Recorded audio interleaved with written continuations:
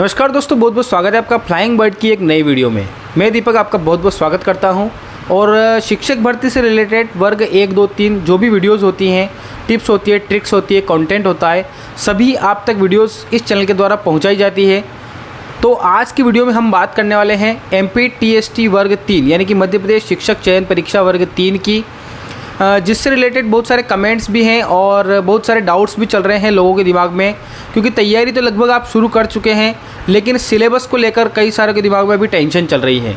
Syllabus क्या होगा, कैसा आएगा, अभी क्या पढ़ना चाहिए, पढ़ाई शुरू तो कर दी लेकिन कैसे पढ़े समझ में नहीं आ रहा है। तो ऐसे बहुत सारे डाउट्स लोगों के दिमाग में चल रहे हैं और उन्हीं डाउट्स को थोड़ा बहुत मैं आज आपके दिमाग में क्लियर करने की पूरी कोशिश करूँगा। अगर आप इस चैनल पर नए हैं तो चैनल को सब्सक्राइब जरूर कीजिएगा, क्योंकि शिक्षक भर्ती से रिलेटेड वीडियोस आपको बढ़िया से बढ़िया वीडियोस कंटेंट आपको इस चैनल पर मिलेगा। उसके अलावा अतिथि शिक्षक से रिलेटेड देख लीजिए आप, नवनियुक्त शिक्षक से रिलेटेड देख लीजिए आप, वो जो भी शिक्षक से रिलेटेड चीज़ है या शिक्षा विभाग से रिलेटेड चीज़ है, सभी न्यूज़ अपडेट्स कंटेंट्स आपको इस चैनल पर मिलने वाला है। तो अगर अभी तक आपने इस चैनल को सब्सक्राइब नहीं किया तो सब्सक्राइब कीजिए और बेल नोटिफिकेशन को ऑन कर दीजिए, ताकि नई नई वीडियोस जब भी इस चैनल पर अपलोड हो आपको उसका नोटिफिकेशन सबसे पहले मिले। तो चलिए दोस्तों, वीडियो की शुरुआत करते हैं। तो दोस्तों, वर्ग 3 से रिलेटेड हम यहाँ पर बात कर रहे हैं कि सिलेबस जो है, अभी हमारे पास ऑफिशियल सिलेबस ESB द्वारा जारी नहीं किया गया है। पहले तो दिमाग में ये टेंशन है कि कहीं वर्ग 1 और वर्ग 2 की तरह सिलेबस को चेंज ना कर दिया जाए। तो ये तो खैर हमारे हाथ में है नहीं कि अगर सिलेबस को चेंज किया तो हम कैसे तैयारी करेंगे, लेकिन वो सबके लिए समान ही होगा। सिलेबस चेंज होगा तो जो 1 साल 1.5 साल से तैयारी कर रहा होगा और जो अभी तैयारी शुरू करेगा, सबके लिए बराबर ही चीज़ हो जाएगी। लेकिन अगर सिलेबस चेंज नहीं होता है, लगभग सेम ही सिलेबस रहता है, तो आपकी अभी से तैयारी उस पर काफ़ी इफ़ेक्ट डालेगी। अब हम बात करते हैं कि सिलेबस क्या है। हमारा 5 सब्जेक्ट है हमारे पास सिलेबस के। जो पुराना सिलेबस आपने MP टेट में देखा होगा वो कोई सिलेबस है, हिंदी, इंग्लिश या संस्कृत, उसके अलावा EVS, CDP और मैथ्स। तो आपको जो है अभी क्या पढ़ना चाहिए, आपको अभी किस विषय को ज़्यादा समय देना चाहिए, कैसे पढ़ना चाहिए। तो सबसे पहले मैं आपको यहाँ पर बता दूँ कि हिंदी सब्जेक्ट जो होता है, हिंदी सब्जेक्ट ले लीजिए या इंग्लिश ले लीजिए या संस्कृत ले लीजिए, लैंग्वेज की मैं यहाँ पर बात कर रहा हूँ, तो ये सबका कहीं ना कहीं अच्छा ही होता है। क्योंकि अगर आप इंग्लिश नहीं चुनते, संस्कृत चुनते और तो हिंदी संस्कृत आपके लिए कहीं ना कहीं ईजी पड़ेगा। जब भी आप इसमें तैयारी करेंगे या एग्ज़ाम देंगे तो आप लोग इसमें कहीं ना कहीं इनफ नंबर, अच्छे खासे नंबर 28-29 नंबर तक कवर कर सकते हैं 30 में से, क्योंकि ये पहले भी हो चुका है और सबके लिए लगभग ईजी ही।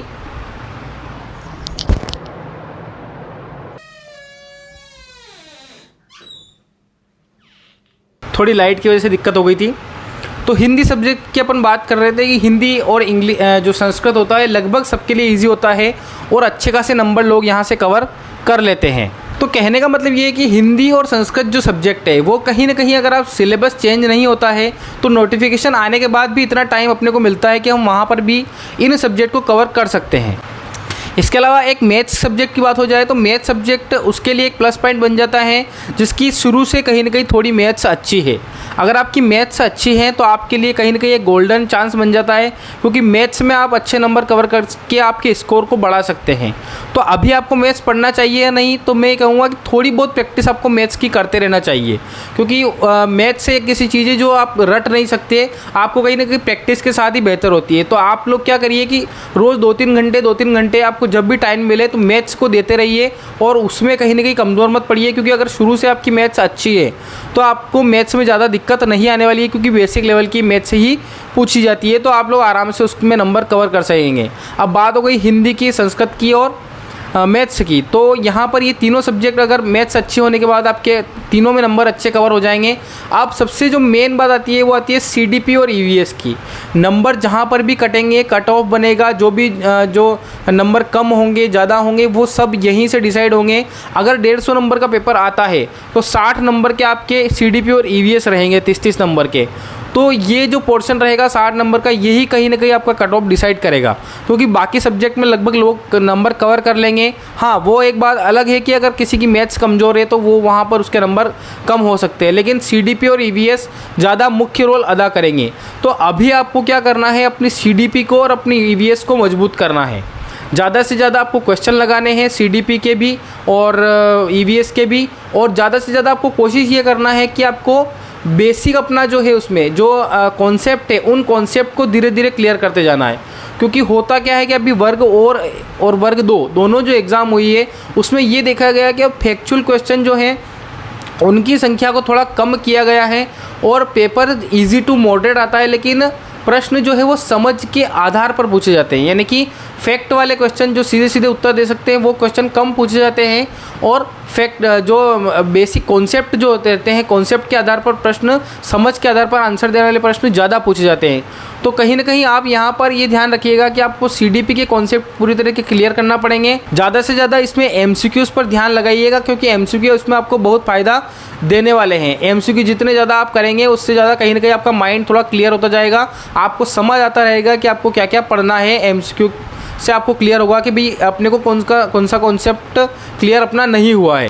तो दोस्तों इस वीडियो से आपके दिमाग में थोड़ा बहुत क्लियर हुआ होगा कि अभी आपको तैयारी का लेवल है, तैयारी का जो पैटर्न है वो किस प्रकार से रखना चाहिए। अगर आपके दिमाग में कोई डाउट है तो ज़रूर कमेंट बॉक्स में पूछिएगा, और अगर कोई सजेशन है तो ज़रूर कमेंट बॉक्स में दीजिएगा। ये वीडियो अगर आपको पसंद आई है तो इस चैनल की और वीडियोस भी देखिएगा, क्योंकि वर्ग 3 से रिलेटेड मैंने और भी कई सारी वीडियोस डाल रखी हैं कि आपको किस तरीके से तैयारी करनी चाहिए, कंपटीशन लेवल क्या रहेगा। तो एक बार चैनल को ज़रूर विजिट करिएगा, और वर्ग 3 चयन परीक्षा नाम की एक प्लेलिस्ट बनी हुई है उसको आप ज़रूर चेक कीजिएगा। इसके अलावा वर्ग 2 से रिलेटेड वीडियोज़ भी है और कंटेंट रिलेटेड वीडियोस भी हम शुरू कर चुके हैं, जिसमें हमने संधि के टॉप 50 क्वेश्चन हम डाल चुके हैं। इसके अलावा अगली वीडियो जो है वो EVS के टॉपिक हमारा परिवार से रिलेटेड आने वाली है। तो चैनल को सब्सक्राइब कर लीजिएगा, क्योंकि बहुत अच्छा कंटेंट आपको वर्ग 3 से 1, 2 से रिलेटेड सारा ही चीज़ें आपको मिलने वाली है। तो चैनल को सब्सक्राइब जरूर कीजिएगा और बेल नोटिफिकेशन को ऑन कर दीजिएगा, और कोशिश कीजिएगा कि इस वीडियो को आपको दोस्तों फ्रेंड्स के साथ ज़रूर शेयर करें, ताकि उनको भी इस वीडियो का लाभ मिल सके। हम मिलेंगे किसी और वीडियो में अन्य जानकारी के साथ, तब तक के लिए जय हिंद, जय भारत।